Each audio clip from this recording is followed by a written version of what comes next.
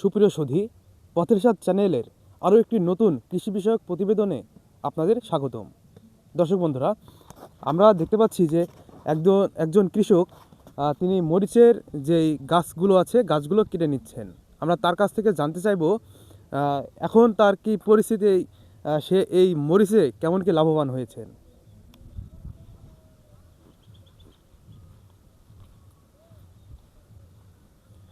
চাচা, আসসালামু আলাইকুম। ওয়ালাইকুম আসসালাম। আপনার নাম কি? আমার নাম মোহাম্মদ মামুনুর রশিদ। কেমন আছেন আপনি?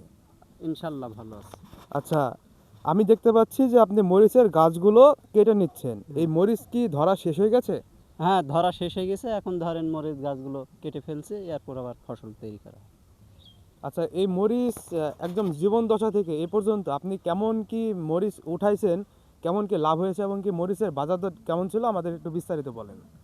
প্রথম থেকে মরিচের বাজার খুব ভালো ছিল, তারপরে বিঘিতে 20 মন বা 16-17 মন করে উঠেছে। আর বাজার ধরো 100-র উপরেই ছিল।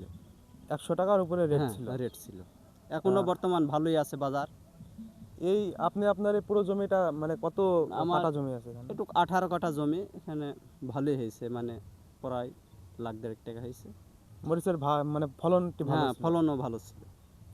ও আচ্ছা, এই যে আপনি মরিচ গাছগুলো কেটে নিচ্ছেন, এই মরিচ গাছগুলো এই গাছগুলো দিয়ে আপনি কি করবেন? মানে এটা কি খড়ি হবে, মানে জাল দেওয়ার জন্য, না হচ্ছে এর অন্য কোনো কাজ আছে? এই মরিচ গাছগুলো ধরেন এখন কেটে নিচ্ছে, এইগুলা ধরেন এখন শুকিয়ে খড়ি হবে, এগুলা জাল দেওয়া হবে। এটা বিক্রি হয়? না বিক্রি, খড়ি করলে বিক্রি হবে বা নিজের লাগবে তো। যারা এই যে হ্যাঁ। তামাকের হচ্ছে ভাটা দেয়, তামাক পোড়ায়, তারা কি এই খড়িটা ব্যবহার করে?